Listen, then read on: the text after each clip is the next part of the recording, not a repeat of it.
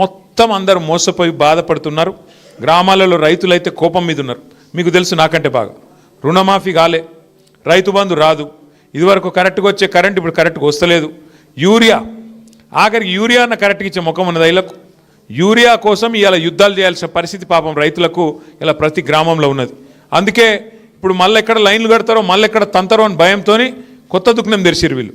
ఏందట అంటే ఇదివరకు యూరియా షాపులలో దొరుకుతుండే, ఇప్పుడు యాప్లో దొరుకుతుందంట. యాప్ ఫోన్లో యాప్ ఉండాలనంట, యాప్లో దొరుకుతుందంట. మరి షాప్లో యూరియా అయినోడు యాప్లో ఇస్తాడే?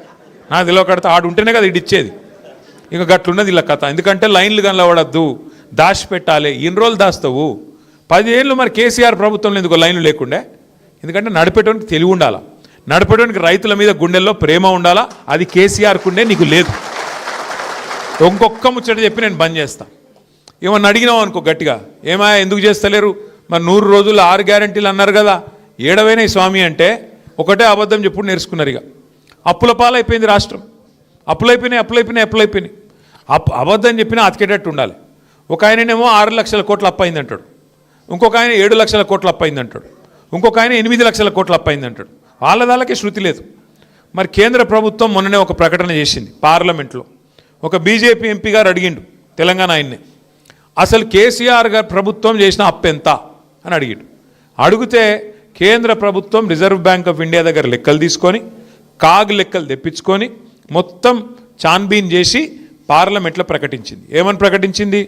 2014 జూన్ 2 నాడు కేసీఆర్ గారు ముఖ్యమంత్రి అయిన నాడు రాష్ట్రం నెత్తి మీద ఉన్న అప్పు 72,000 కోట్లు.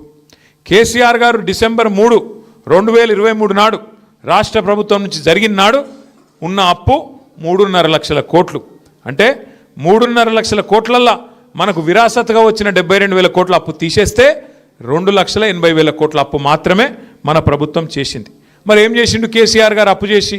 ఏం చేసిండు అంటే మీ వికారాబాద్ను జిల్లా చేసిండు, వికారాబాద్లో ఒక మెడికల్ కాలేజ్ పెట్టిండు, వికారాబాద్లో ఒక నర్సింగ్ కాలేజ్ పెట్టిండు, మీ తాండూరులో ఉండే తాండాలను గ్రామ పంచాయతీలు చేసిండు, గ్రామ పంచాయతీ భవనాలు కట్టించిండు.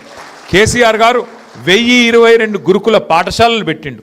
కేసీఆర్ గారు 73,000 కోట్ల రూపాయలు రైతు బంధు రూపంలో 70 లక్షల మంది రైతుల ఖాతాల్లో టింగు